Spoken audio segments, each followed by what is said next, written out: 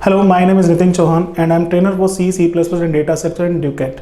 आज की क्लास में हम लोग बात करेंगे introduction to C language. C language कहाँ कहाँ यूज़ होती है, किस टाइप के सॉफ्टवेयर सी लैंग्वेज में हम लोग डिज़ाइन करते हैं और सी के कुछ बेसिक टॉपिक्स। सो स्टार्ट करते हैं। So my first question is why we need any programming language like C, C plus plus, Java, Python, PHP। हमें क्यों किसी भी प्रोग्रामिंग लैंग्वेज की ज़रूरत होती है? ओके, सो स्टार्ट करते हैं। किसी भी प्रोग्रामिंग लैंग्वेज की क्या ज़रूरत पड़ती है?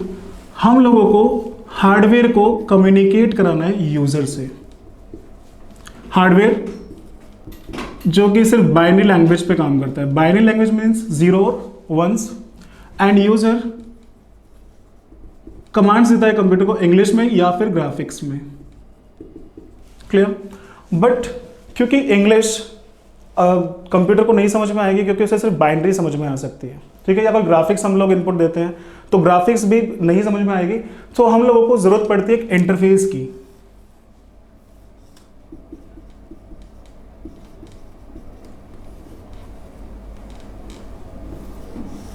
सो इंटरफेस का काम क्या होगा? यूजर से इंस्ट्रक्शंस लेके उसे बाइनरी में कन्वर्ट करना और बाइनरी से रिजल्ट निकाल के उसे यूजर की रिक्वायर्ड लैंग्वेज में चेंज करना। सो इस इंटरफेस को हम लोग बोल सकते हैं एक सॉफ्टवेयर। सो सॉफ्टवेयर का काम क्या है? यूजर से इंस्ट्रक्शंस लेके उन्हें बाइनरी में कन्वर्ट करना और कंप्यूटर से रिजल्ट उठा के उसे यूजर के रिक्वायर्ड लैंग्वेज में चेंज करना। So we can divide software into two categories. तो सीधी सी बात है, सॉफ्टवेयर बनाने के लिए हमें किसकी जरूरत पड़ेगी? किसी प्रोग्रामिंग लैंग्वेज की, like C, C plus plus, Java, Python, PHP। So we can divide software into two categories. First one system software and second one application software. System softwares are mandatory to a computer while application softwares are optional to a computer. So operating systems are system softwares like Windows, Linux, Unix, BOS, DOS, etc. and device drivers. आप सभी operating system से familiar हैं, like Windows, Android, Linux, Symbian, iOS, Macintosh. What is device drivers? Device drivers वो software हैं जो एक additional hardware device को आपके मेन CPU से कनेक्ट करने का काम करते हैं।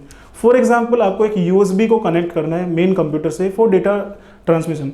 सो हमें एक सॉफ्टवेयर की रिक्वायरमेंट होगी जो USB को मेन CPU से कम्युनिकेट कराएगा। सो इन सॉफ्टवेयर को बोलते हैं डिवाइस ड्राइवर्स, जैसे LAN driver, VGA drivers, Bluetooth, WiFi, USB drivers, etcetera. Clear? Now what is application softwares?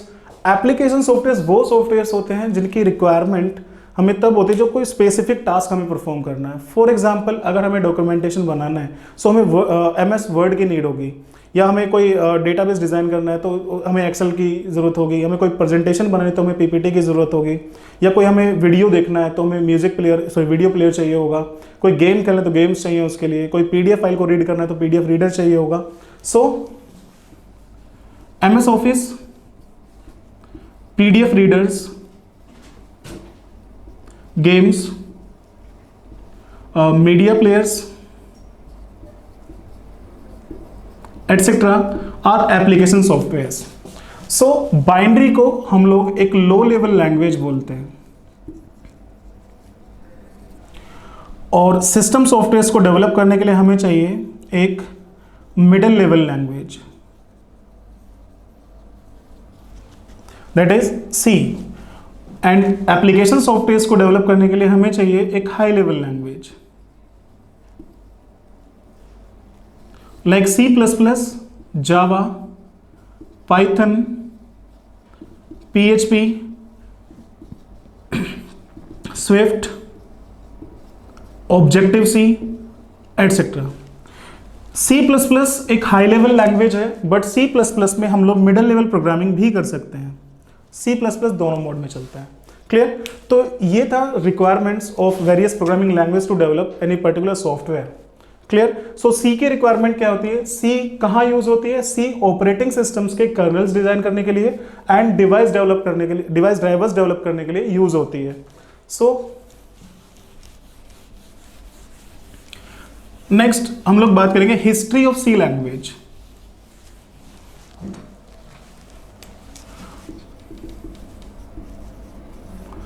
Alexander Graham Bell नाम आप लोगों ने सुना ही होगा। इन्होंने टेलीफोन बनाया था, ठीक है। तो जब टेलीफोन बनाया था तो इन्होंने एक लैब बनाई थी जिसका नाम था AT&T बेल लैब। पहले ये हार्डवेयर लैब थी बट अभी ये सॉफ्टवेयर भी बनाते हैं, ठीक है। So AT&T Bell lab, full form American telephone and telegraph Bell laboratories.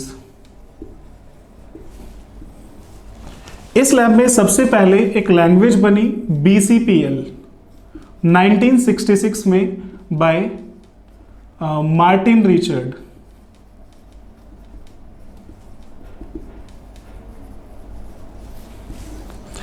BCPL और बेसिक कंबाइंड प्रोग्रामिंग लैंग्वेज 1966 में मार्टिन रिचर्ड ने बनाई।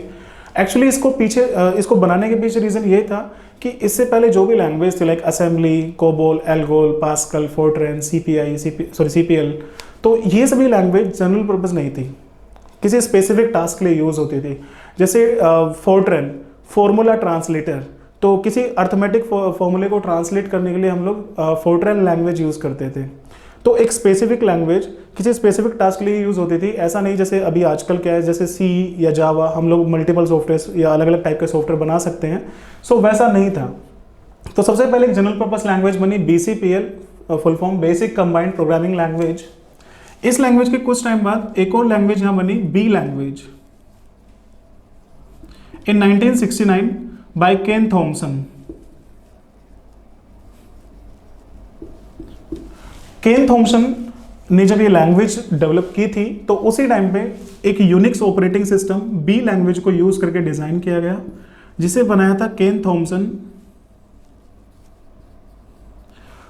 Dennis Ritchie, M Kernighan and Joe ओसाना।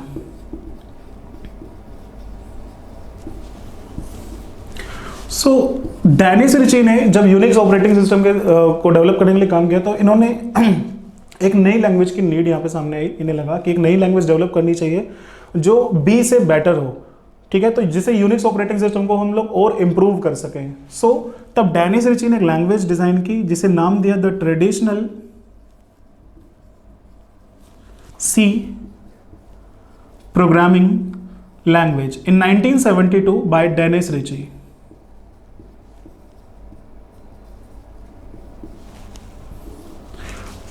ठीक है। सो C लैंग्वेज डेवलप होने के बाद में एक और लैंग्वेज यहां बनी जिसे नाम दिया गया C with classes in 1979 by Bjarne Stroustrup. बाद में इसी लैंग्वेज को रीनेम किया गया, रीनेम्ड एज C++ इन 1983। 1983 में इसका नाम चेंज करके C++ रखा गया था। तो ये थी C history of C language. सबसे पहले BCPL, then B, then C and then C++। Clear.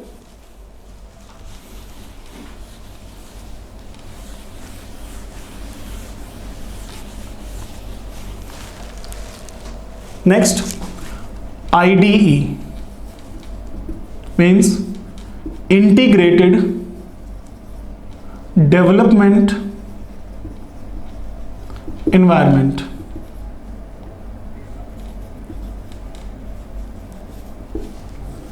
ID क्या होता है, एक सॉफ्टवेयर जो डेवलपमेंट के लिए टूल्स प्रोवाइड करता है। लाइक मुझे कोई C में प्रोग्राम बनाना है जिससे मैं एक एप्लीकेशन डिजाइन कर सकूं, तो यहां पे मुझे कुछ चीजों की रिक्वायरमेंट होगी। फर्स्ट वन, सोर्स एडिटर, जहां पे मैं अपना कुछ कोड लिखूंगा। सेकंड, ट्रांसलेटर, मेरे इस कोड को ट्रांसलेट करने के लिए मुझे एक सॉफ्टवेयर चाहिए होगा। जनरली C के लिए यूज करते हैं हम लोग compiler and assembler. And then library files, हमें चाहिए library files for operators like plus, minus, multiplication, etc. Functions like printf, scanf,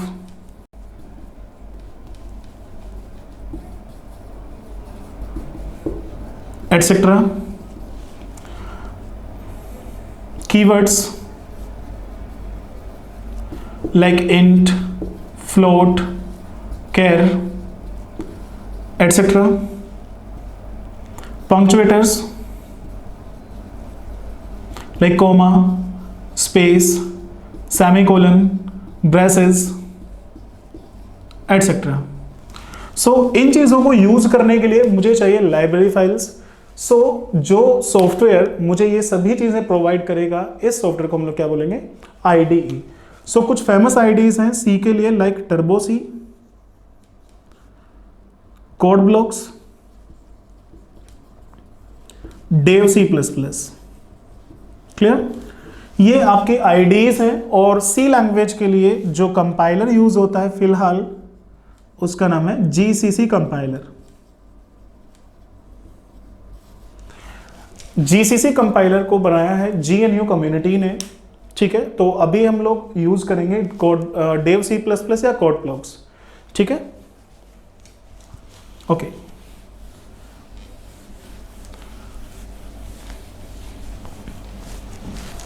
now so start करते हैं to print hello world in C language. हम एक सैंपल प्रोग्राम देखेंगे और उसके flow को समझेंगे कि एक प्रोग्राम कैसे एग्जीक्यूट हो रहा है। क्लियर?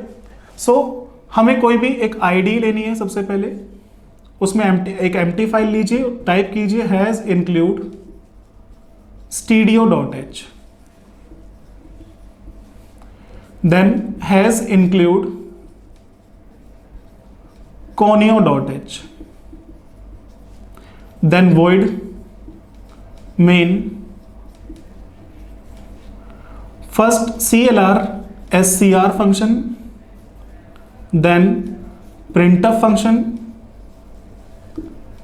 इसमें हमने एक मैसेज लिखा लाइक हेलो वर्ल्ड, आपकी मर्जी है, मैसेज कुछ भी लिख सकते हैं, and get ch and closing braces. और इस प्रोग्राम फाइल को मैंने सेव किया sample.c के नाम से। तो यहां पे जो चीजें यूज हुई हैं उनके बारे में बताता हूं। तो ये प्रोग्राम यहां से स्टार्ट होगा मेन से, ठीक है। सो मेन में फर्स्ट फंक्शन हमने यूज किया clr scr फंक्शन। इस फंक्शन का काम क्या है, प्रीवियस आउटपुट को क्लियर करना स्क्रीन से।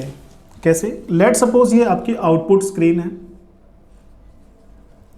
जब इस प्रोग्राम को हम लोग रन करेंगे तो मे बी ये हो सकता है कि यहां पे पिछला कुछ आउटपुट आ रखा हो सकता है हमने कोई पहले प्रोग्राम रन किया हो। सो क्लियर स्क्रीन फंक्शन का काम क्या है, जो भी आउटपुट पहले आया होगा उसको स्क्रीन से क्लियर करने का, ठीक है। उसे क्लियर कर देंगे ताकि जो अभी रिजल्ट आएगा वो बिल्कुल न्यू स्क्रीन से आए, ठीक है। बट ये जो क्लियर स्क्रीन फंक्शन है ये सिर्फ टर्बो सी IDE में ही यूज होगा। कोड ब्लॉक्स और डेव C++ से जो आपके ऑनलाइन प्लेटफॉर्म्स हैं वहां पे ये यूज नहीं होगा, ठीक है। सेकंड है प्रिंटफ। प्रिंटफ फंक्शन क्या करेगा, इसके अंदर डबल कोट में जो भी हम लोग मैसेज पास करेंगे उसे एज इट इज ये स्क्रीन पे प्रिंट करेगा, like hello world. Then get ch function output screen को तब तक होल्ड कर रखेगा जब तक मैं कोई की प्रेस नहीं करूंगा, ठीक है। बेसिकली गेट ch फंक्शन क्या करता है, यूजर से एक इनपुट लेता है, ठीक है, कोई की प्रेस करने के लिए बोलता है। तो जब तक हम कोई की प्रेस नहीं करेंगे तब तक आउटपुट स्क्रीन होल्ड रहेगी। जैसे हमने स्क्रीन कीबोर्ड से कोई की प्रेस की वैसे ही आउटपुट स्क्रीन यहां से एग्जिट हो जाएगी। क्यों? क्योंकि हमने गेट ch को लास्ट फंक्शन के लिए यूज किया है, इसके बाद कुछ नहीं है। तो जैसे ही मैंने की प्रेस की इसका काम खत्म हो गया और यहीं से हमारा प्रोग्राम एंड हो जाएगा। क्लियर? अब गेट ch फंक्शन की एंटर कराता है तो उसका करता क्या है, ये गेट ch फंक्शन से जो भी की हम लोग प्रेस करेंगे ये उसकी स्काई वैल्यू को रिटर्न कर देता है। स्काई वैल्यू क्या होती है अभी हम लोग डिस्कस करेंगे। सो अभी ये प्रोग्राम कैसे रन हुआ, सबसे पहले क्लियर स्क्रीन ने आउटपुट स्क्रीन को क्लियर किया, प्रिंटफ ने जो भी हम लोग मैसेज दिया उसको प्रिंट किया, गेटसेस ने आउटपुट स्क्रीन को होल्ड किया। नाउ अब ये जो हेडर फाइल्स वाला पोर्शन है इसका काम क्या था? एक्चुअली क्लियर स्क्रीन फंक्शन जो है वो कोनियो हेडर फाइल के अंदर डिक्लेयर्ड है, प्रिंटफ फंक्शन जो है वो स्टीडियो के अंदर डिक्लेयर्ड है, और गेटसीएच जो है वो आपका कोनियो हेडर फाइल के अंदर डिक्लेयर्ड है। सो प्रिंटफ फंक्शन को यूज करने के लिए हमने इंक्लूड किया है studio.h को, और क्लियर स्क्रीन एंड गेटसीएच फंक्शन को यूज करने के लिए हमने इंक्लूड किया है conio.h को। यहां पे एक चीज याद रखना, conio header file specially Windows के लिए डिजाइंड है। सो अगर आप लोग लिनक्स एनवायरनमेंट में काम कर रहे हैं तो आपको कोनियो हेडर फाइल यूज नहीं करनी, और कोनियो से रिलेटेड जो भी फंक्शंस हैं लाइक क्लियर स्क्रीन एंड गेटसीएच आपको यूज नहीं करना है, सिर्फ आप स्टूडियो लगाएंगे और प्रिंटफ यूज करेंगे। क्लियर? ओके, अभी देखते हैं इस प्रोग्राम का compilation flow. So let's suppose हमने एक फाइल बनाई sample.c और इसमें हमने कुछ कोड लिखा था। अभी इस फाइल को क्या बोलेंगे? Source file. यहां से ये फाइल पास होगी सबसे पहले प्री प्रोसेसर को, मतलब हैज को। सो प्री प्रोसेसर क्या करता है? प्री प्रोसेसर एक एप्लीकेशन है, ठीक है, जो सबसे पहला टास्क क्या परफॉर्म करेगा कि एक नई फाइल बना देगा यहां से, ठीक है। सो हैज ने क्या किया? हैज इंक्लूड जो कमांड थी आपकी फर्स्ट, हैज इंक्लूड studio.h, तो हैज इंक्लूड से उसने एक नई फाइल को जनरेट किया, ठीक है। इस फाइल का नाम वही होगा जो आपने अपनी फाइल का नाम रखा है, that is sample, but extension होगा .i। सो इस फाइल को हम लोग बोलेंगे एक्सटेंडेड फाइल। अब इस फाइल में क्या कोड होगा? सो अपने प्रोग्राम में हमने अभी दो हेडर फाइल्स को इंक्लूड किया था, studio.h and conio.h। So has include command की हेल्प से सबसे पहली लाइन जो है studio.h, उसकी जगह ये स्टीडियो हेडर फाइल के कोड को पेस्ट कर देगा इस फाइल में। देन जो भी कोड कोनियो हेडर फाइल में होगा उस कोड को यहाँ पे पेस्ट करेगा। उसके बाद में आपने जो मेन के अंदर कोड लिखा है वो एज इट इज यहाँ पे डाल दिया जाएगा। क्लियर? इसके अलावा प्री प्रोसेसर के और भी कुछ टास्क हैं जो मैं आपको आगे बताऊंगा, ठीक है। यहां से ये फाइल पास होगी कंपाइलर को। अब कंपाइलर का काम क्या है? आपके प्रोग्राम में सिंटैक्स एरर चेक करना।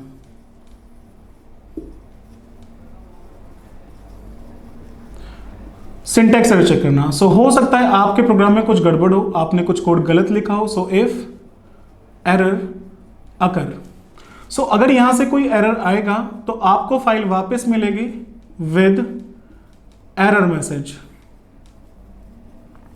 ठीक है। बट अगर कोई एरर नहीं है, so if no error occur,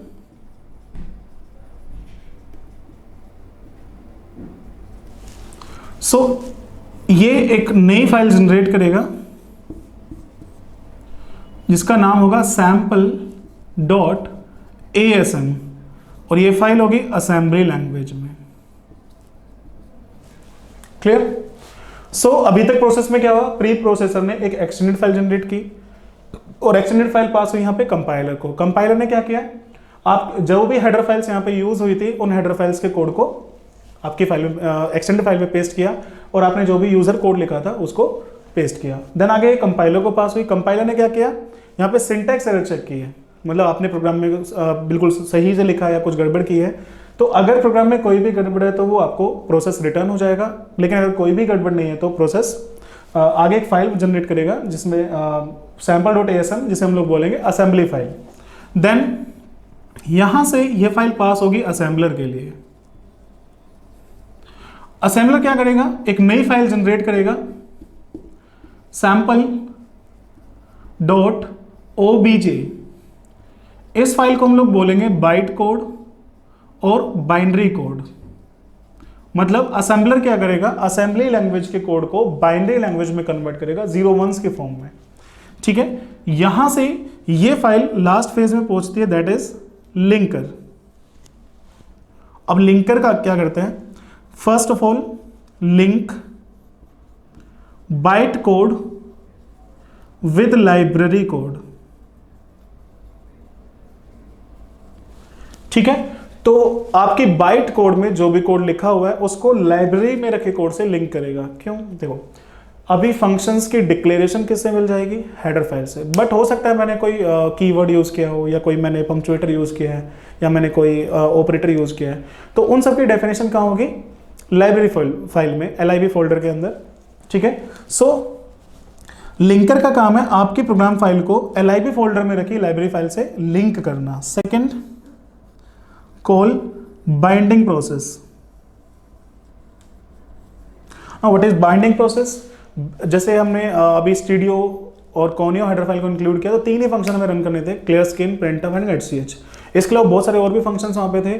तो लिंकर क्या करता है? एक बाइंडिंग प्रोसेस चलाता है, सिर्फ वो कोड आगे एग्जीक्यूशन के लिए भेजेगा जो हमने एग्जीक्यूट कराना है। अब हेडर फाइल में तो और भी काफी सारे फंक्शंस थे जिनकी डिक्लेरेशन थी, तो उस कोड को वो इग्नोर कर देगा, सिर्फ वही कोड आगे एग्जीक्यूशन के लिए जाएगा जो हमने कॉल करा रखा है। ठीक है, and third, check existence of called functions. ये चेक करेगा कि जिन फंक्शंस को कॉल किया गया है वो एग्जिस्ट करते हैं या नहीं करते हैं। सो हो सकता है कि आपने कोई ऐसा फंक्शन कॉल किया जो आपके प्रोग्राम में है ही नहीं, सो यहां से एक एरर मैसेज आ सकता है। So if error occur, linker इस कंपाइलेशन प्रोसेस को रिटर्न करेगा विद एरर मैसेज। बट अगर कोई भी एरर नहीं है, so if no error occur, तो एक नई फाइल जनरेट होगी। अगर विंडोज यूज कर रहे हो तो sample.exe, और ये होगा आपका एग्जीक्यूटेबल कोड। क्लियर? तो जब भी हम लोग सी लैंग्वेज का कोई प्रोग्राम बनाएंगे तो कंपाइलेशन फेज में आपकी 4 चीजें आएंगे: pre processor, compiler, assembler and linker.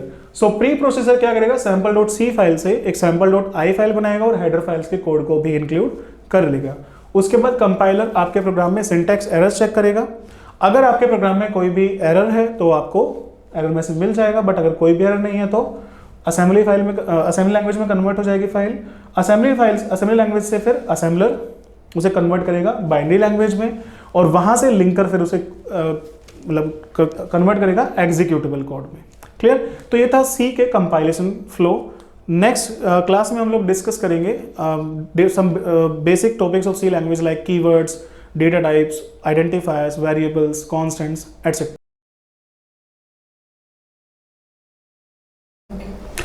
So my name is Nitin Chauhan, I am trainer for C, C++, data structure in Ducat. अपनी लास्ट वीडियो में हमने बात की थी इंट्रोडक्शन टू सी लैंग्वेज, और सी के कुछ बेसिक टॉपिक्स के बारे में आज बात करेंगे हम लोग। और लास्ट वीडियो में हमने डिस्कस किया था सी की हिस्ट्री, सी कहाँ या किस टाइप के सॉफ्टवेयर के लिए यूज़ होती है, और एक बेसिक सिंपल सा प्रोग्राम हमने बनाया था हेलो वर्ल्ड मैसेज प्रिंट करने के लिए। तो लास्ट प्रोग्राम जो मैंने किया था वो व्हाइट बोर्ड पे था, अब हम लोग प्रोग्राम बनाएंगे कंप्यूटर पे। सो स्टार्ट करते हैं। सबसे पहले आप यूज़ कीजिएगा कोई आईडी। मैंने फिलहाल यूज़ किया dev C++। न्यू फाइल लीजिएगा, कोड टाइप कीजिए hash include stdio.h, then hash include conio.h, void main। अभी ये dev C++ आईडी है तो इसमें क्लियर स्किन फंक्शन काम नहीं करेगा। dev अगर आप टर्बो से यूज़ कर रहे हो तो करेगा, तो dev में नहीं करेगा। सो फिलहाल लिखते हैं printf then hello world and use getch function to hold the skin। Now save this program with sample.c। सबसे पहले इस प्रोग्राम को हमें कंपाइल करना है, ठीक है। शॉर्टकट भी है कंपाइल करने के लिए F9 और रन करने के लिए F10, दोनों काम एक साथ करने के लिए F11। सो हमने कंपाइल किया, 0 एरर्स, 0 वार्निंग, और अभी फिलहाल इसे रन कर देते हैं। So hello world. क्लियर? अभी देखो ये आउटपुट जो आ रहा है अभी ये होल्ड है जब तक मैं कोई की प्रेस नहीं करूँगा। तो अगर मैं ये फंक्शन यूज़ नहीं करता, 2 बार स्लैश लगाने से ये कमेंट बन जाएगा, तो हमें इसे यूज़ नहीं, मतलब कंपाइलर के पास ये एग्जीक्यूशन के लिए नहीं जाएगा। हमने प्रोग्राम को फिर से कंपाइल रन किया, आउटपुट आ गया, स्किन ऑलरेडी होल्ड है। सो ये आईडी का फीचर है कि यहाँ पे आपको गेट स्विच की ज़रूरत नहीं है। बट अगर इस प्रोग्राम को आप लोग डायरेक्टली रन करोगे, जैसे अपनी फाइल लोकेशन में जाके आप इसे जो exe फाइल बन के आई यहाँ पे sample.exe, इसे डबल क्लिक करोगे,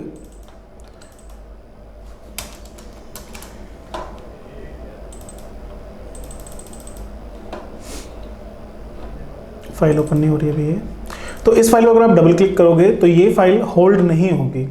सो कब तक होल्ड नहीं होगी? जब तक आप कोई की प्रेस नहीं कर देते, सॉरी गेटसेज फंक्शन यूज़ नहीं कर देते, तब तक ये होल्ड नहीं होगी। सो सी लैंग्वेज दैन sample.exe, अभी ये डायरेक्ट रन नहीं हो रही है फाइल। हाँ, ये फाइल रन हो रही है, देखिए यहाँ पे आप यहाँ पे ध्यान दीजिएगा, फाइल रन हो रही है बट होल्ड नहीं हो रही है। देखो फाइल आती है, आउटपुट फाइल आती है बट होल्ड नहीं हो रही है। सो इस स्क्रीन को होल्ड करने के लिए हमें क्या यूज़ करना है? गेटसेज फंक्शन। एक बार कंपाइल ज़रूर कर लीजिएगा। ओके, अब प्रोग्राम को रन करते हैं। देखिए आउटपुट आ गया।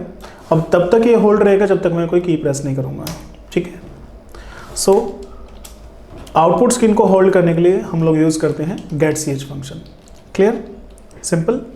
ओके, सो लास्ट टाइम मैंने बताया था getch क्या करता है? एक कैरेक्टर एंटर करने के लिए बोलता है और उसकी स्काई वैल्यू को रिटर्न करता है। ASCII means American standard code for information interchange. जब भी हमने कोई प्रोग्राम बनाते हैं, जैसे हमने प्रोग्राम बनाया हुआ है, तो इसमें कुछ इंग्लिश वर्ड्स हैं, कुछ सिंबल्स हैं, ठीक है। तो ये सब सिंबल्स या अल्फ़ाबेट्स बाइनरी लैंग्वेज में कैसे कन्वर्ट होंगे, ठीक है।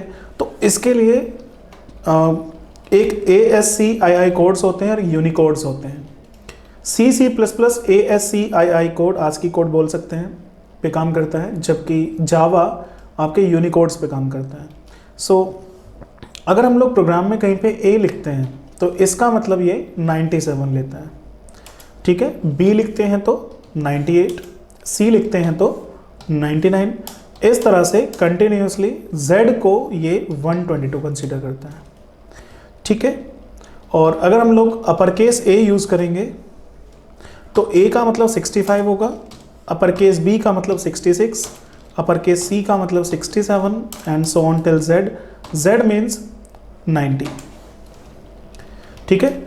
0 अगर हम लोग कहीं यूज़ करते हैं इसका मतलब 48, 1 49, 2 50 एंड सो ऑन टिल 9 57, ठीक है। हम लोग जो स्पेस की प्रेस करते हैं इसका मतलब 32 होता है, एंटर की जो हम लोग प्रेस करते हैं इसका मतलब 13 होता है, और जो हम लोग बैक स्पेस प्रिंट करते हैं इसका मतलब 8 होता है। ऐसे टोटल 256 करेक्टर सेट्स हैं आपके सी लैंग्वेज ASCII कोड्स में। तो जब भी हम लोग getch की हेल्प से कोई की प्रेस करते हैं तो getch फंक्शन इसकी स्काई वैल्यू को रिटर्न करता है। फॉर एग्जांपल मैंने एंटर की प्रेस की तो ये 13 रिटर्न करता है, मैं A प्रेस करूँगा लोअर केस में तो 97 रिटर्न करेगा, ठीक है। सो इनपुट लेने के लिए हम लोग getch फंक्शन यूज़ कर सकते हैं। इसका बेनिफिट क्या है getch का? getch का बेनिफिट ये होता है हम जो भी की प्रेस करते हैं वो हमें आउटपुट स्क्रीन पे नज़र नहीं आता है, वो हिडन होती है। सो लाइक हमें कोई पासवर्ड अगर रीड कराना है तो और उसे हम डिस्प्ले नहीं कराना चाहते तो उसके लिए हम लोग यूज़ करेंगे getch फंक्शन, ठीक है। सो printf फंक्शन में जो भी आप मैसेज लिखोगे, जैसे मैंने हेलो वर्ल्ड लिखा, आप यहाँ पे कुछ भी लिख सकते हैं, लाइक ड्यूकेट एजुकेशन नोएडा, रन किया तो जो भी टेक्स्ट आपने लिखा होगा वही आपका स्क्रीन पे नज़र आएगा। क्लियर? तो यहाँ पे अब जो सिंबल्स यूज़ हुए हैं थोड़ा सा इनके बारे में हम लोग डिस्कस कर लेते हैं। तो हमारा प्रोग्राम स्टार्ट होता है मेन फंक्शन से। मेन फंक्शन हमारे प्रोग्राम का स्टार्टिंग एंड टर्मिनेशन पॉइंट है। मेन से ही प्रोग्राम का एग्जीक्यूशन स्टार्ट होता है और मेन पे एग्जीक्यूशन टर्मिनेट हो जाता है, ठीक है। तो मेन फंक्शन में फर्स्ट लाइन हमने यूज़ की है printf फंक्शन, ठीक है। printf एक बिल्ट इन फंक्शन है, लाइब्रेरी फंक्शन है। तो इस printf फंक्शन की डिक्लेरेशन होती है stdio.h के अंदर, ठीक है। तो stdio.h में कहाँ है ये देख लेते हैं। तो C ड्राइव में यूज़र फाइल्स के अंदर आप dev C++ का फोल्डर आपको मिल जाएगा। अगर आपने dev इंस्टॉल किया है, कोड ब्लॉक्स इंस्टॉल किया है तो आपको कोड ब्लॉक्स फोल्डर मिल जाएगा। सो MINGW64 में जाएंगे, यहाँ पे इंक्लूड फोल्डर है बट इसमें कम हेडर फाइल है, 5-6 होंगी। हमें जाना है इस फोल्डर में, यहाँ पे आपको एक और इंक्लूड फोल्डर मिलेगा, इसमें आपकी काफ़ी सारी फाइल्स हैं। सो फर्स्ट हम लोग ओपन कर लेते हैं studio.h को, dev C++ में ही ओपन कर लेते हैं फिलहाल। तो ये आपकी स्टूडियो हेडर फाइल का कुछ कोड है जो इसमें लिखा हुआ है। सो हमें printf फंक्शन यूज़ करने के लिए इस हेडर फाइल की रिक्वायरमेंट थी। क्लियर? तो यहाँ पे आपको printf फंक्शन की काफ़ी सारी डिक्लेरेशंस मिल जाएंगी।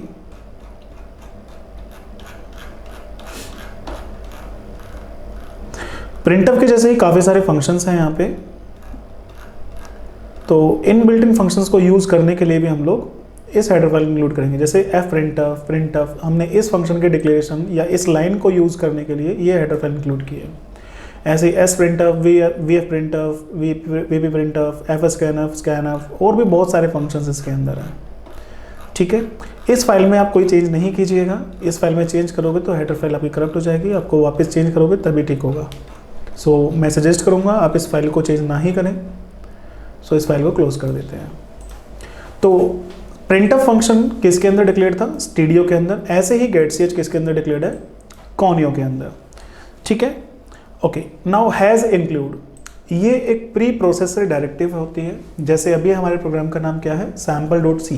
तो हैज़ इंक्लूड की हेल्प से एक नई फाइल जनरेट होगी sample.i, एक्सटेंडेड फाइल। तो प्री प्रोसेसर क्या करता है? स्टूडियो हेडर फाइल का जो कोड मैंने अभी आपको दिखाया उस कोड को आपकी प्रोग्राम फाइल में इंक्लूड करता है sample.i फाइल में, और कोनियो का कोड उसमें लाएगा। जो भी कोड आपने ये लिखा है इस कोड को भी उस एक्सटेंडेड फाइल में डाल के कंपाइलर को भेजा जाएगा फर्दर कंपाइलेशन के लिए। यहाँ पे इंक्लूड वर्ड यूज हुआ है। इंक्लूड एक तो फाइल इंक्लूजन कमांड है जैसा कि मैंने भी आपको बताया, दूसरा इंक्लूड नाम का फोल्डर भी है, और वो अभी मैंने आपको जस्ट दिखाया जहाँ पे हमारी हेडर फाइल स्टोर थी। अभी जो मैंने स्टूडियो हेडर फाइल को ओपन किया था वो इंक्लूड फोल्डर के अंदर से किया था। Next, opening and closing braces. ठीक है, सो ओपनिंग क्लोजिंग ब्रेसेस नहीं, इन्हें हम बोलते हैं angular brackets. Opening closing angular brackets. तो एंगुलर ब्रैकेट्स का रोल क्या है? ये स्पेसिफाई करते हैं कि studio.h आपके कंप्यूटर में कहाँ पे स्टोर है। जैसे सी ड्राइव में program files, then dev C++, mingw64, फिर ये फोल्डर इंक्लूड फोल्डर। ये जो पाथ आपको यहाँ नज़र आ रहा है इसको कॉपी कीजिए और यहाँ पे इस लाइन को रिप्लेस कर दो, सॉरी डबल कोट में लिखना है, यहाँ पे फिर लिखेंगे studio.h। अब इस प्रोग्राम फाइल को कंपाइल एंड रन करते हैं। देखिए आपका प्रोग्राम रन हो गया है। सो हमने यहाँ पे पूरा पाथ स्पेसिफाई किया है कि studio.h आपके कंप्यूटर में कहाँ पे थी। Clear?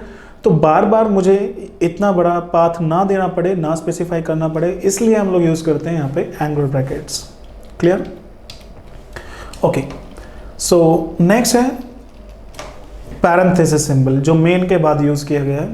Parenthesis symbol generally use होता है किसी फंक्शन में आर्ग्यूमेंट्स पास करने के लिए। अभी अगर आपको फंक्शंस का आइडिया नहीं है तो फिलहाल इस चीज़ को इग्नोर कीजिए, बट अगर थोड़ा बहुत आइडिया है तो आपको पता होगा कि हम लोग फंक्शन में आर्ग्यूमेंट पास करते हैं। जैसे printf फंक्शन में हमने ये string as a argument pass की है। getSys फंक्शन में फिलहाल हमने कोई भी आर्ग्यूमेंट पास नहीं किया है।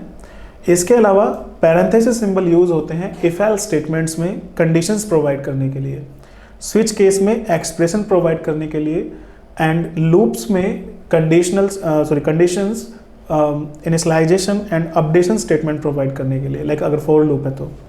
क्लियर? सो आगे चल के इस पैरेंथेसिस सिंबल के बहुत सारे यूज आएंगे तो हम लोग तब फर्दर डिटेल में डिस्कस करेंगे। नेक्स्ट है opening and closing braces. Opening and closing braces ये स्पेसिफाई करता है कि किसी पर्टिकुलर आइटम की स्टेटमेंट बॉडी कहाँ से स्टार्ट होके कहाँ पे एंड हो रही है। जैसे मेन फंक्शन की स्टेटमेंट बॉडी लाइन नंबर 4 से स्टार्ट है और लाइन नंबर 7 पे ये एंड हो जाती है। क्लियर? तो किसी भी पर्टिकुलर एंटिटीज का स्टेटमेंट ब्लॉक डिफाइन करने के लिए हम लोग ओपनिंग एंड क्लोजिंग ब्रेसेस का यूज़ करते हैं। अब ये एंटिटीज़ क्या हो सकती हैं? कोई फंक्शन हो सकता है, कोई इफ एल्स कंडीशन हो सकती है, कोई स्विच केस स्टेटमेंट हो सकती है, कोई लूप हो सकता है, कोई स्ट्रक्चर हो सकता है, कोई यूनियन भी हो सकता है, या और भी काफ़ी सारे आइटम्स हैं जहाँ पे कर्ली ब्रेसेस हमें यूज़ करने होते हैं। नेक्स्ट है सेमीकोलन।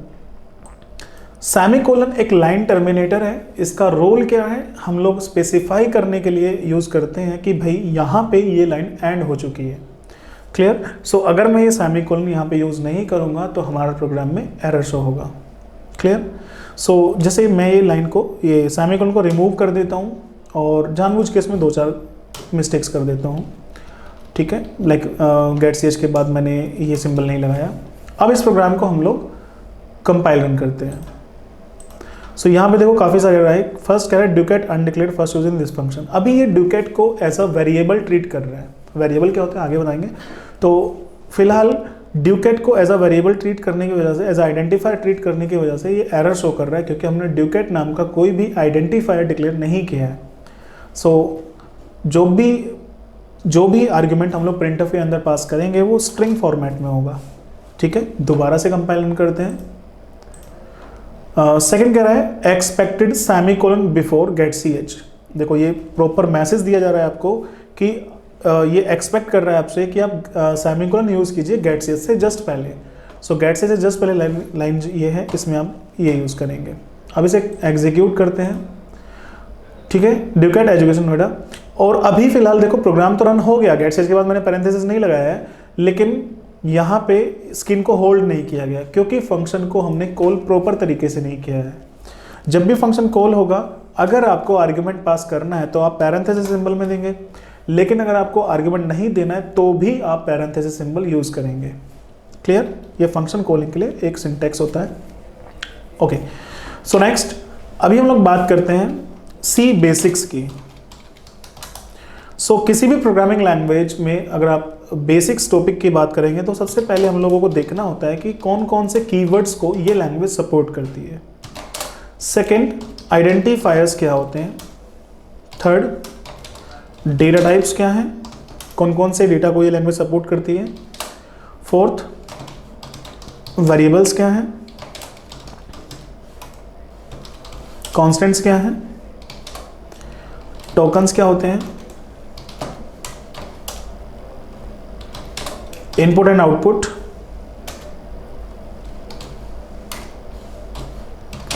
एंड ऑपरेटर्स कौन कौन से यहाँ पे यूज होंगे। तो वन बाय वन हम लोग इन टॉपिक्स के बारे में यहाँ डिस्कस करेंगे। First one keywords, then identifiers, then data types, variables, constants, tokens, input output and operators. So first of all हम बात करते हैं कीवर्ड्स। कीवर्ड्स होते हैं रिजर्व वर्ड्स। इन्हें किसी भी स्पेसिफिक टास्क के लिए रिजर्व किया जाता है। सो सी लैंग्वेज के अभी 2 वर्जन मार्केट में है, जैसे C99 वर्जन चल रहा है। इसमें टोटल कीवर्ड्स हैं 32, like int, float, char, double, long, short, unsigned, signed, void, return, size of, goto, break, continue, if, else, switch, case, default, for, while, do, auto, extern, static, const, register, volatile, typedef, struct, union and enum। तो ये total 32 keywords थे सी language के C99 version में। अभी जो version use होता है C11 version use होता है, इसमें टोटल 33 कीवर्ड्स हैं। इसमें एक इनलाइन कीवर्ड और एक्स्ट्रा है, तो बाकी 32 कीवर्ड्स तो यही यूज़ होंगे, साथ में इनलाइन कीवर्ड भी यूज़ होगा। अभी आपको इन कीवर्ड्स को याद करने की या रटने की कोई ज़रूरत नहीं है।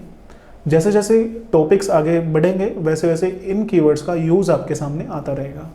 ठीक है, clear? Okay, so next topic is identifiers. Identifiers क्या होते हैं? हम लोग प्रोग्रामिंग में कुछ बिल्ट इन आइटम्स को यूज़ करते हैं जो पहले से बने हुए हैं, और कुछ हम लोग अपनी मर्जी से कुछ आइटम्स को डिफाइन करते हैं। ठीक है, तो जो भी आइटम्स हम लोग अपनी मर्जी से डिफाइन करते हैं, like variable, functions, structure, union, तो इन एंटिटीज़ का कोई स्पेसिफिक नेम हम लोगों को रखना होता है। जो इन एंटिटीज़ का नाम हम लोग रखते हैं, उस नेम को हम लोग क्या बोलते हैं? आइडेंटिफायर्स। ठीक है, जैसे प्रिंटफ की अगर हम बात करें तो प्रिंटफ एक आइडेंटिफायर है जो आइडेंटिफाई कर रहा है कि एक कोई पर्टिकुलर फंक्शन है। ठीक है, ऐसे ही हम लोग अपनी कोई भी एंटिटी जब डिज़ाइन करेंगे तो उसका एक नाम रखेंगे। ठीक है, तो नाम रखने के लिए भी हमें कुछ रूल्स फॉलो करने होंगे।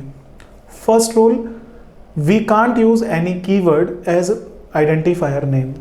ये बात याद रखना है हमें कि हम कभी भी कोई भी कीवर्ड को as a identifier name use नहीं करेंगे। Clear? Second, we can't use digits in starting of identifier name, but we can use digits in postfix of identifier. Means हम लोग डिजिट स्टार्टिंग में तो यूज नहीं करेंगे, लाइक 1A नहीं लिखेंगे हम लोग, बट हम लोग डिजिट को पोस्टफिक्स में बाद में यूज कर सकते हैं। जैसे 1A नहीं लिख सकते बट A1 तो हम लोग लिख सकते हैं। ठीक है, नेक्स्ट हम लोग कभी भी कोई भी स्पेशल कैरेक्टर यूज नहीं करेंगे, सिर्फ अंडरस्कोर यूज कर सकते हैं। So we can't use any special और special symbol as identifier name, only we can use underscore. And next, हम लोग एक ही स्टेटमेंट ब्लॉक में सेम नेम के एक से ज़्यादा आइडेंटिफायर्स को यूज नहीं करेंगे। जैसे मान लो एक फंक्शन है, तो उस फंक्शन के अंदर हम लोग दो वेरिएबल्स का सेम नाम नहीं रखेंगे, अलग अलग नाम हमको यूनिक यूज करना होगा। ठीक है, तो मैं रिपीट कर देता हूँ एक बार। फर्स्ट, हम कोई भी कीवर्ड यूज नहीं करने वाले हैं। सेकंड, डिजिट हम लोग स्टार्टिंग में यूज नहीं करेंगे, बाद में चाहें तो कर सकते हैं। थर्ड, कोई भी special character like plus, minus, ये सब कैरेक्टर्स हमें यूज नहीं करने हैं, सिर्फ अंडरस्कोर हम चाहें तो यूज कर सकते हैं। फोर्थ, हमें यूनिक एंटिटीज, मतलब यूनिक नेम रखना होता है एंटिटीज़ का, तो हम लोग मोर देन वन एंटिटी के लिए सेम नेम यूज नहीं करेंगे। Clear? So next, data types. Data types के बारे में हम लोग डिस्कस करेंगे अपनी नेक्स्ट क्लास में। ठीक है,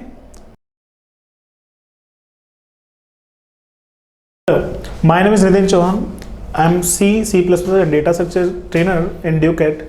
अपनी लास्ट क्लास में हमने डिस्कस किया था आइडेंटिफायर्स एंड बेसिक प्रोग्रामिंग, और जो प्रोग्राम में हमने सिंबल्स को यूज़ किया था उन सब सिंबल्स के बारे में डिस्कस किया था, और कुछ हेडर फाइल्स के बारे में बात की थी। आज हम लोग स्टार्ट करने वाले हैं अपने सी बेसिक के टॉपिक्स में डेटा टाइप्स।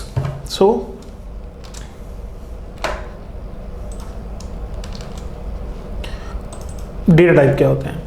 कोई भी प्रोग्रामिंग लैंग्वेज किस तरह की वैल्यूज़ को सपोर्ट करती है या किस तरह का डेटा आप उसमें यूज़ कर सकते हो, तो वो हम लोग यहाँ पे देखने वाले हैं। In C language we can divide data types into two categories. First one primitives and second one non primitives.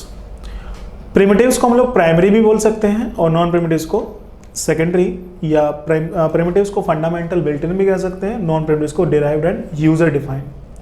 मतलब ये जो डेटा टाइप्स हैं ये ऑलरेडी बने हुए हैं, इन्हें हमें एज इट इज़ यूज़ करना है, और नॉन प्रिमिटिव्स को हम लोग अपनी मर्जी से डिफाइन करते हैं। प्रिमिटिव्स में आते हैं integer, float, double, character and void, और नॉन प्रिमिटिव्स में array, string, structure, union, enum and pointer.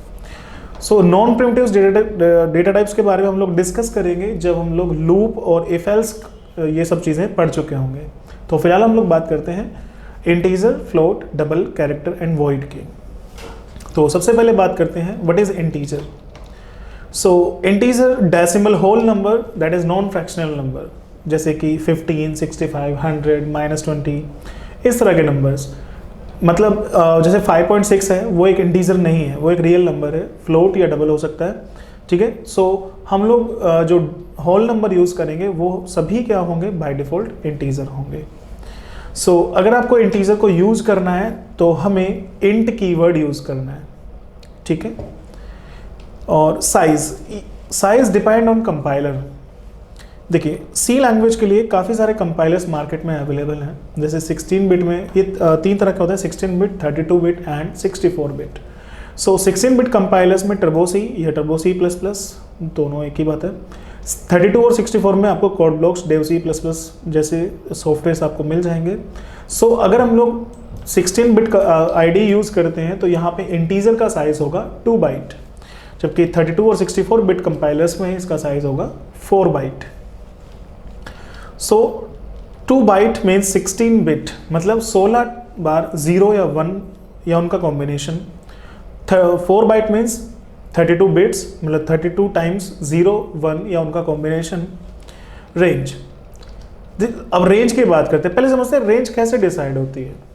देखिए अगर मैं 1 बाइट की बात करूं तो 1 बाइट में टोटल बिट होती हैं 8, और 8 बिट जो हैं वो कितना डेटा रख सकती है, ये समझने के लिए हम लोग पहले समझते हैं 1 बिट कितना डेटा रख सकते हैं। 1 बिट, तो 1 बिट में या तो आप एक 0 रख सकते हो या फिर एक 1 रख सकते हो। So if we talk about 1 bit then या तो ये 0 होगा या फिर ये 1, तो रेंज हो गई 0 से 1। और अगर हम लोग 2 बिट्स की बात करें, सॉरी 1 बिट है, अगर हम लोग 2 बिट की बात करें तो नंबर या तो 0 0 हो सकता है, 0 1 हो सकता है, 1 0 हो सकता है, 1 1 हो सकता है। ये मतलब 1 2 सॉरी 0 1 2 एंड 3। सो आप कह सकते हो 2 बिट में इंटीजर की 2 बिट में रेंज क्या हो गई 0 से 3।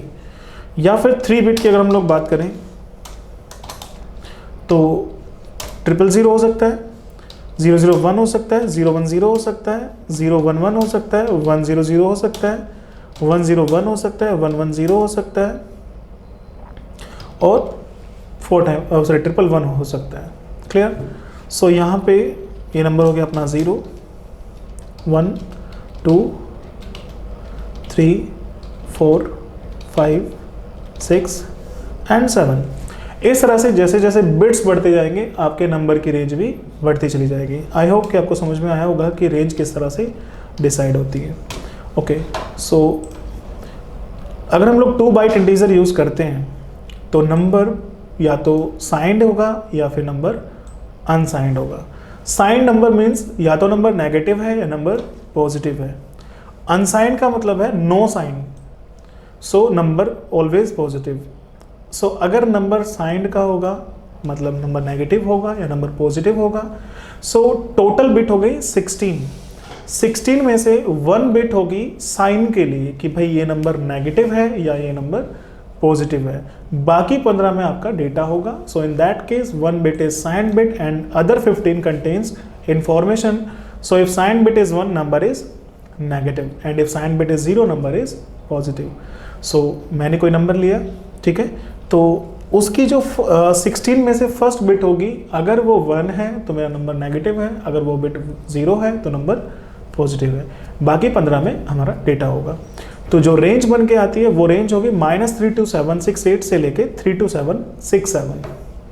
नाउ अनसाइंड इंटीजर, अब इसमें कोई भी साइंड बिट नहीं है।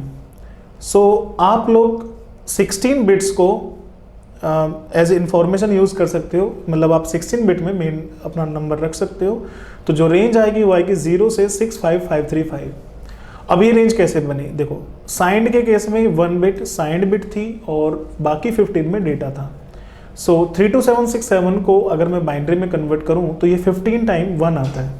सो 32768 को अगर मैं कन्वर्ट करूंगा तो ये टोटल 16 बिट में चला जाएगा और 1 बिट नंबर साइन के लिए हो गया, तो total 17 bit.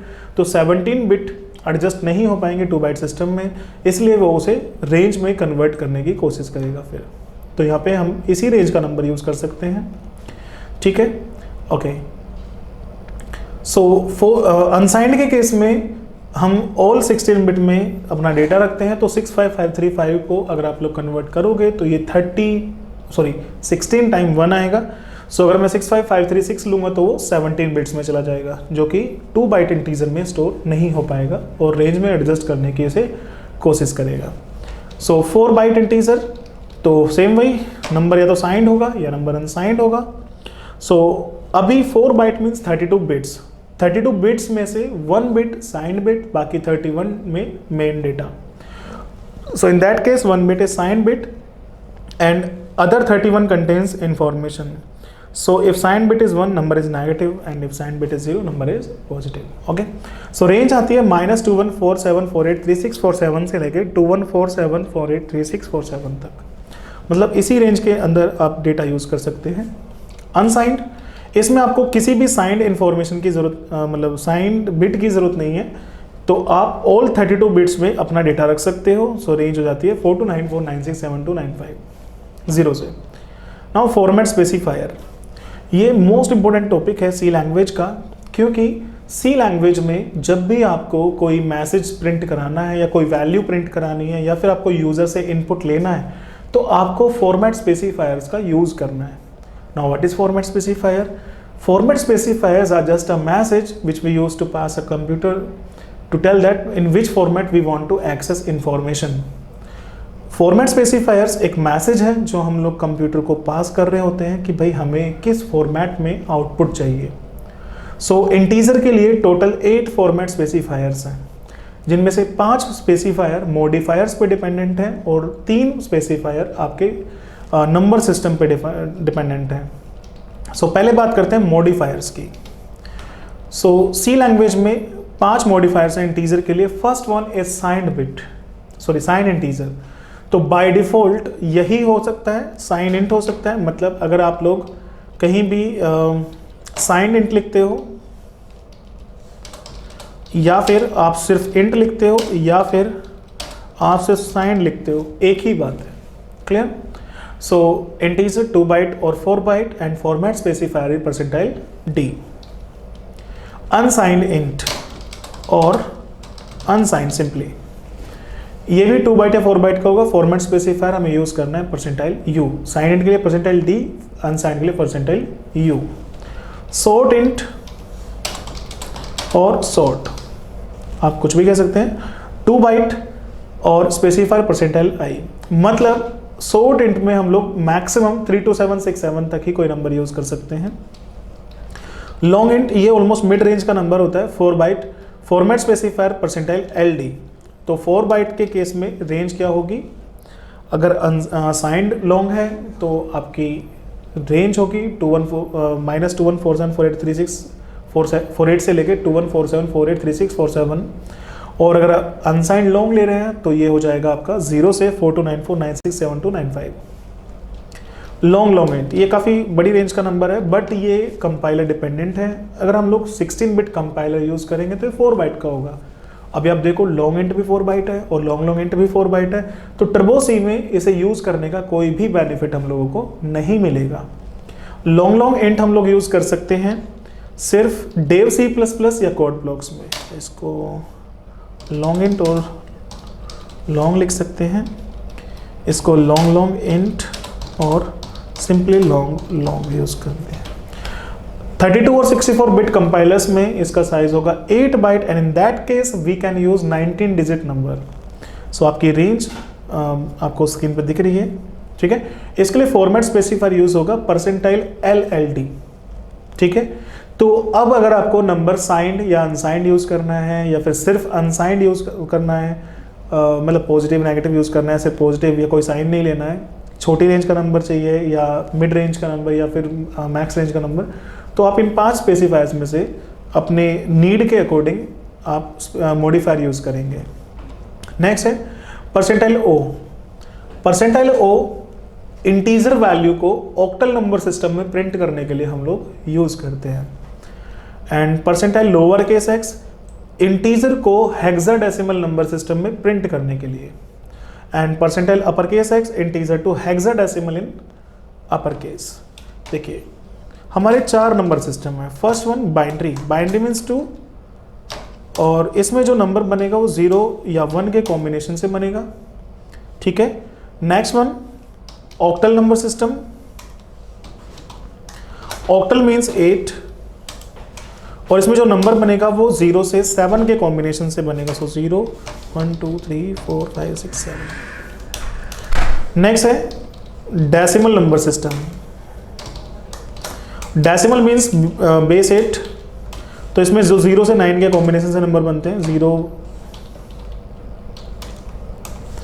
1 2 3 4 5 6 7 8 9 and hexadecimal number means base 16, मतलब 0 1 2 3 4 5 6 7 8 9 10 11 12 13 14 15। तो यहाँ पे 10 को 10 ना लिख के हम लोग लिखेंगे A, B,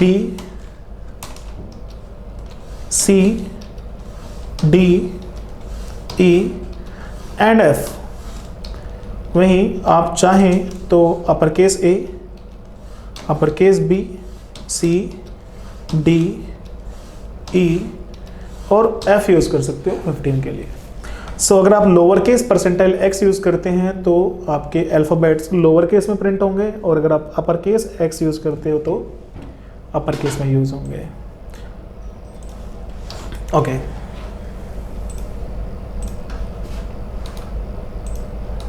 एक्स्ट्रा फाइल्स को बंद कर लेते हैं। अच्छा, नेक्स्ट है हमने अभी देखा इंटीजर, अभी देखते हैं रियल नंबर्स। रियल नंबर्स और decimal real numbers that is fractional number like 5.6, 48.5, 0.9, -45.5, 100.79, कुछ इस तरह के numbers. So we can divide into two categories. First one float which is also known as single precision number, and double which is also known as double precision number. So single precision, अच्छा पहले बात करते हैं what is precision. सो जो dot के बाद की value है इसे प्रिसीजन वैल्यू बोलते हैं। क्लियर? सो फ्लोट का size fix 4 byte and double 8 byte. तो 4 बाइट में से 1 बिट साइंड बिट है, 8 बिट में प्रिसीजन वैल्यू है और 23 बिट में मेन डेटा है।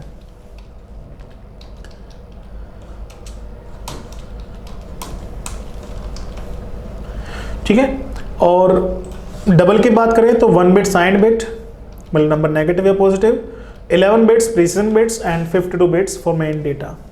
डॉट के बाद की वैल्यू के लिए 52 बिट्स, डॉट के बाद की वैल्यू के लिए, सॉरी डॉट से पहले की वैल्यू के लिए 52 बिट और डॉट के बाद की वैल्यू के लिए 11 bits. Okay, now range -170141 into 10 to the power 34 to 170141 into 10 to the power 34। मतलब आप अराउंड 40 डिजिट का एक नंबर यूज कर सकते हैं फ्लोट के केस में। And in double range is -340282 into 10 to the power 304 and in positive 340282 into 10 to the power 304। मतलब अराउंड आप 310 डिजिट का नंबर चाहें तो यूज कर सकते हैं। फॉर्मेट स्पेसिफायर फ्लोट के लिए परसेंटाइल f एंड डबल के लिए percentile lf। Modifier long double सिर्फ यूज होता है डबल के साथ, फ्लोट के साथ हम कोई भी मॉडिफायर यूज नहीं करेंगे। Size 16 bit compiler, 32 bit compiler, 64 bit compiler. तो 64 बिट में आपका 16 बाइट, 32 बिट में 12 बाइट और 16 बिट में 10 बाइट। क्लियर? और स्पेसिफायर आप परसेंटाइल LF यूज करेंगे। Percentile E to print both type numbers in exponent format. Exponent format आपको पता ही होगा, जैसे 1.10 E समथिंग कुछ नंबर आता है आपका। Character data type, character data type में हमारी मेनली 3 चीज़ें आती हैं, alphabets A to Z, upper case lower case both, digits 0 से 9 and special characters like plus, minus, multiply, divide, ampersand, dollar symbol etcetera. Total characters 256 होते हैं। Keyword हम लोग यूज़ करेंगे char, size 1 byte and range -1 to 128 to 127 या फिर 0 to 255। वैसे characters की जो रेंज होती है वो अनसाइंड में कंसिडर होती है, सो 0 to 255। Format specifier percentile C। void means nothing, so it can be used as a return type of any function, which means function returns nothing। clear? void को हम लोग functions के return type के लिए use करते हैं कि भाई function कुछ भी return नहीं कर रहा है। बाकी फंक्शन की रिटर्न वैल्यू क्या होती है, आर्ग्यूमेंट्स क्या होते हैं, ये हम लोग तब डिटेल में डिस्कस करेंगे जो फंक्शंस पढ़ेंगे। सो अभी इस चीज़ को आप चाहो तो इग्नोर कर सकते हैं। क्लियर? तो ये थे हमारे डेटा टाइप्स। इंटीजर, रेंज वगैरह मैंने यहाँ पे आपको बता दी है। तो अगर आपको पॉजिटिव या नेगेटिव चाहिए तो साइंड यूज़ कीजिए, सिर्फ पॉजिटिव चाहिए तो अनसाइंड, छोटी रेंज का नंबर चाहिए तो short int, mid range long int, और max range long int. Octal के लिए परसेंटाइल ओ, हेक्साडेसिमल के लिए परसेंटाइल एक्स, और हेक्साडेसिमल अपर केस के लिए percentile upper case x. Real number में 2, float and double, size 4 byte and 8 byte, and modifiers सिर्फ लॉन्ग डबल हो सकता है, कैरेक्टर इसके साथ कोई मॉडिफायर नहीं होगा, एंड वॉइड। तो ये थे हमारे कुछ डेटा टाइप्स। सो अब हम लोग डिस्कस करते हैं वेरिएबल्स क्या होते हैं। क्लियर? सो वेरिएबल्स क्या होते हैं, जैसे मान लीजिए हम लोगों ने कोई डेटा प्रिंट करना है, कोई वैल्यू प्रिंट करनी है, तो इंटीजर वैल्यू है, मैंने यहाँ पे यूज़ किया परसेंटाइल डी, ठीक है, और हमने कोई वैल्यू पास कर दी 151515, इसको हमने सेव किया, कंपाइल रन कीजिए, ठीक है, एज इट इज प्रिंट हो गया।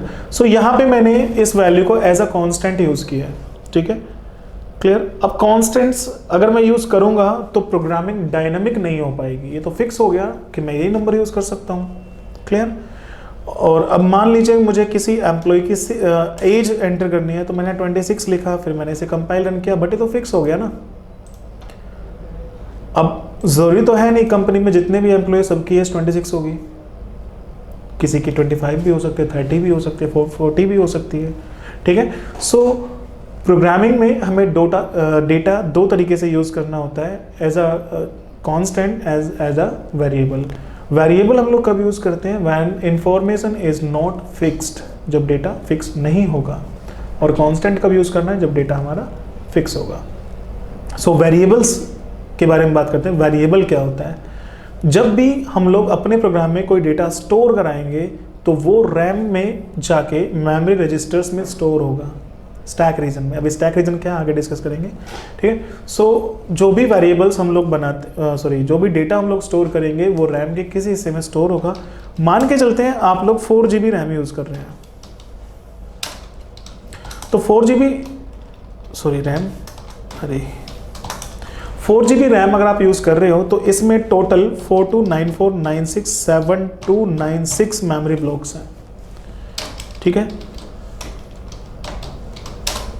मेमोरी ब्लॉक 1 बाइट का होता है, सिंगल बाइट, ठीक है। सो टोटल 4294967296 मेमोरी ब्लॉक्स हैं। अब आपका पर्टिकुलर डेटा इनमें से किस पर्टिकुलर ब्लॉक में स्टोर्ड है, ये आपको कैसे पता चलेगा? सो जितने भी रैम के अंदर मेमोरी ब्लॉक्स हैं, इन सब का एक फिजिकल एड्रेस होता है, ठीक है। सो हम लोग किसी पर्टिकुलर मेमोरी ब्लॉक को एक नेम प्रोवाइड कर देते हैं, ठीक है। सो जो नेम हमने प्रोवाइड किया उस नेम को ही हम लोग एक वेरिएबल बोलते हैं। क्लियर? सिंपल। सो वेरिएबल के लिए सिंटैक्स क्या होगा? First of all we have to define data type, कि भाई हमें किस टाइप का डेटा प्रोग्राम में रखना है, किस टाइप की वैल्यू हमें चाहिए।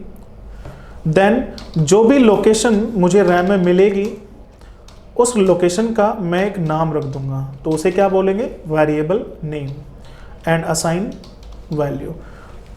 क्लियर? अभी ये जो वैल्यू वाला पार्ट है ये ऑप्शनल पार्ट है, मैं चाहूँ तो वेरिएबल नहीं, मतलब वेरिएबल को वैल्यू पास नहीं करनी चाहें तो आप कर सकते हैं। मान लीजिए हमने लिखा इंट एज इज 26। क्लियर? तो अभी मैंने वेरिएबल की वैल्यू को 26 पास किया है, ठीक है। तो इसे बोलेंगे variable initialization. Variable initialization. Clear? कभी कभी हम लोग वेरिएबल बना तो लेते हैं बट उसमें कोई वैल्यू पास नहीं करते, लाइक इंट बी, इसे कहते हैं वेरिएबल डिक्लेरेशन। सो याद रखना, कभी भी वैल्यू पास करोगे तो वेरिएबल इनिशियलाइजेशन है, वैल्यू पास नहीं करनी तो वेरिएबल डिक्लेरेशन है। क्लियर? दोनों तरीके से हम लोग यूज कर सकते हैं, आपकी मर्जी है। तो वेरिएबल क्या हुआ? मेमोरी लोकेशन में डेटा जिस भी एड्रेस पे या जिस भी मेमोरी कंटेनर में स्टोर है, उस मेमोरी कंटेनर या उस मेमोरी ब्लॉक का हम जो नाम रख रहे हैं इसे क्या बोलेंगे? एक variable. Clear? Okay. So let suppose मुझे यहाँ पे हमने लिखा इंट और मुझे ये वैल्यू प्रिंट करनी है, तो हमने यहाँ पे क्या पास किया, एज।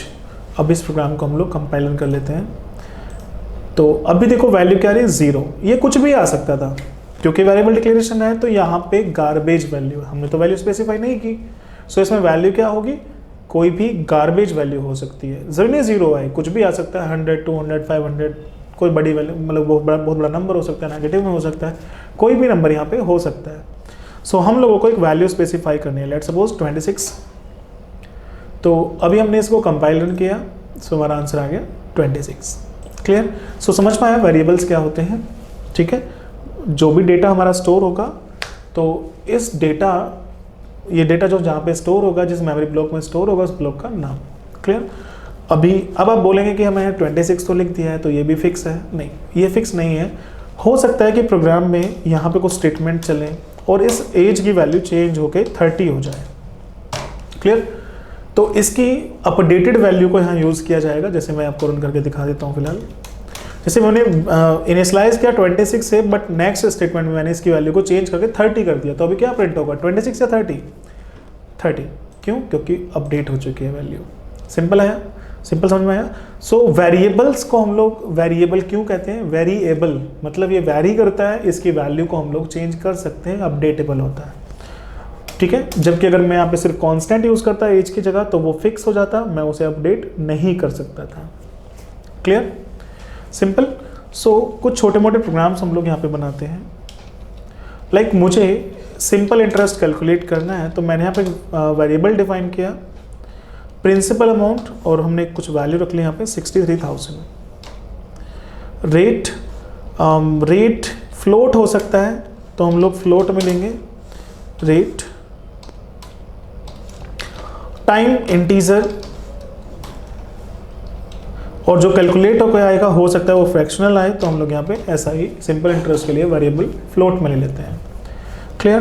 तो टाइम मैंने लेट सपोज यहाँ रख दिया 4 इयर्स एंड रेट मैंने रख दिया 12.36। अगर आप लोग प्रिंसिपल अमाउंट और टाइम को इंटीजर नहीं रखना चाहते तो आपकी मर्जी है, आप इन्हें फ्लोट भी यूज़ कर सकते हैं। ओके, अब फॉर्मूला पुट करते हैं। Simple interest is equals to principal amount into rate into time divide by 100। अब यहाँ प्रिंट कर देंगे ऐसा ही। सो इस प्रोग्राम को कंपाइल रन किया हमने,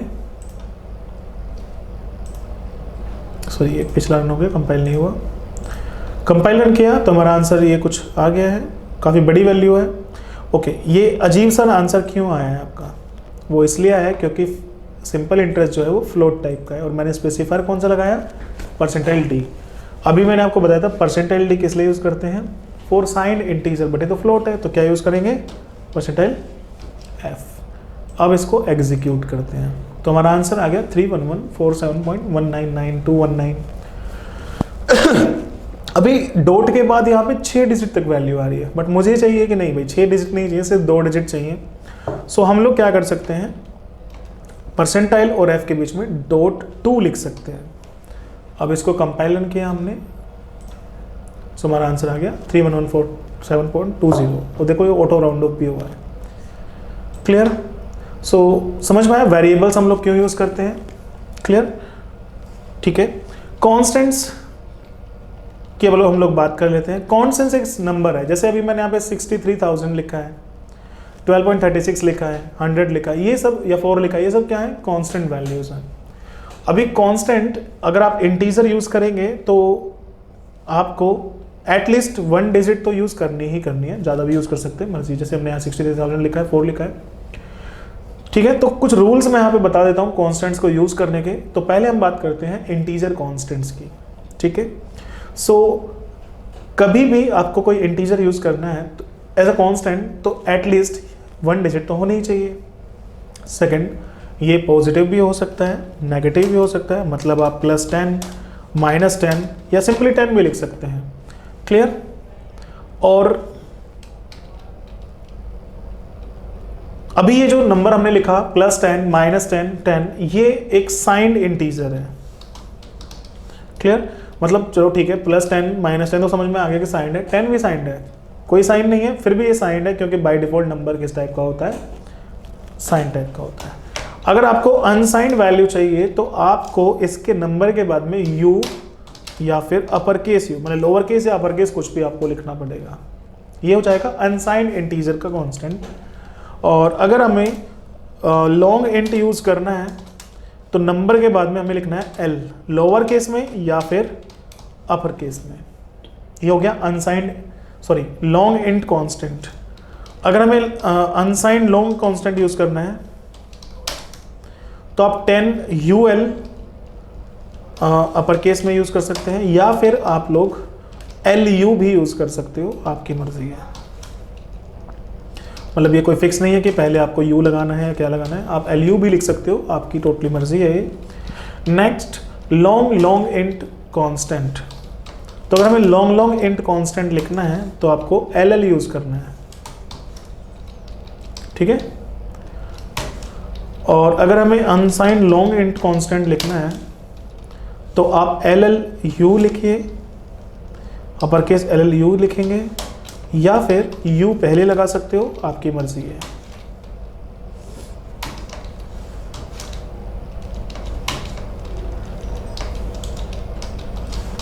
क्लियर। तो ये थे हमारे signed unsigned long constant. Next है ऑक्टल कांस्टेंट। तो कभी भी नंबर के आगे अगर आप 0 लिखोगे तो ये ऑक्टल कांस्टेंट होगा। अब यहाँ पे एक छोटी चीज़ याद रखना, इससे पहले जो मैंने आपको साइंड अनसाइंड लॉन्ग कांस्टेंट बताए थे, वो जो नंबर मैंने लिखा था वो एक्चुअली वही था।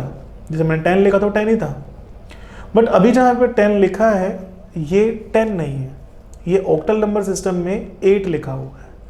मतलब आप कह सकते हो 8 को 10 लिखते हैं हम लोग ऑक्टल नंबर सिस्टम में। तो रिमेंबर कि अगर नंबर के आगे 0 है तो वो कोई नॉर्मल इंट कांस्टेंट नहीं है, वो ऑक्टल कांस्टेंट है, या कैसे डेसिमल कांस्टेंट नहीं है, ऑक्टल कांस्टेंट है। और नंबर के आगे 0x लिखा होगा तो ये एक हेक्साडेसिमल कांस्टेंट है, ठीक है। तो एक्चुअल नंबर ये 10 नहीं है, 16 है। 16 को हम लोग हेक्साडेसिमल में 10 लिखते हैं। Clear, okay. ये थे इंटीजर कांस्टेंट्स के बाद। अभी बात करते हैं फ्लोट कांस्टेंट या डबल कांस्टेंट। मैंने नंबर लिखा 12.3। फर्स्ट रूल, कम से कम एक डिजिट डॉट से पहले और कम से कम एक डिजिट डॉट के बाद, ज़्यादा हो सकती है बट कम से कम एक दोनों तरफ चाहिए। सेकंड, पॉजिटिव या नेगेटिव जो आप चाहे यूज़ कर सकते हैं। थर्ड, कोई स्पेशल कैरेक्टर कोमा वगैरह यूज़ नहीं करना है, सिर्फ डॉट हो सकता है। And fourth, by default her number double होता है। ये चीज़ याद रखना हमेशा, कभी भी मैं कोई फ्रैक्शनल नंबर लिखूंगा तो वो बाय डिफ़ॉल्ट डबल ट्रीट होगा। जैसे अभी 12.3 क्या है, डबल है। सो अब बात आती है कि इसे फ्लोट कैसे बनाएं। तो आप नंबर के बाद में f लिखेंगे। तो अभी जो मैंने 12.36 लिखा था ये एक्चुअली डबल था, तो हमें फ्लोट बनाने के लिए इसे f लगाना पड़ेगा। क्लियर। नेक्स्ट है कैरेक्टर कॉन्स्टेंट्स। कैरेक्टर कॉन्स्टेंट जब भी आपको लिखना है तो 2 रूल याद रखने हैं। पहला, वो सिर्फ एक सिंगल कैरेक्टर ही हम यूज़ कर सकते हैं। जैसे आपका नाम है कुछ, मेरा नाम है नितिन, तो नितिन कोई कैरेक्टर नहीं है, ये एक स्ट्रिंग है। क्लियर, कलेक्शन ऑफ कैरेक्टर्स या एरे ऑफ कैरेक्टर आप बोल सकते हो। सो कैरेक्टर्स में एक सिंगल कैरेक्टर ही इसमें आ सकता है, ये बात का याद रखिएगा आप लोग, ठीक है। और दूसरा, कोई भी कैरेक्टर कांस्टेंट हमेशा आपको सिंगल कोट के अंदर लिखना है। Clear, simple. तो ये थे कुछ वेरिएबल्स यूज़ करने के लिए रूल्स और कुछ कांस्टेंट्स के लिए। सो अपनी नेक्स्ट क्लास में हम लोग डिस्कस करेंगे प्रोग्रामिंग के बारे में। प्रोग्राम कुछ छोटे मोटे प्रोग्राम्स लाइक 2 नंबर को ऐड करना है, या हमें एरिया निकालना है किसी सर्कल का या ट्राइंगल का या क्यूबॉइड का या फिर कॉन का, ठीक है, या 2 नंबर को स्वैपिंग करनी है, कुछ इस टाइप के प्रोग्राम्स पढ़ेंगे। उसके बाद हम लोग करेंगे ऑपरेटर्स के बारे में डिस्कस, ठीक है। सो आज की क्लास यहीं पे हम लोग फिनिश करते हैं।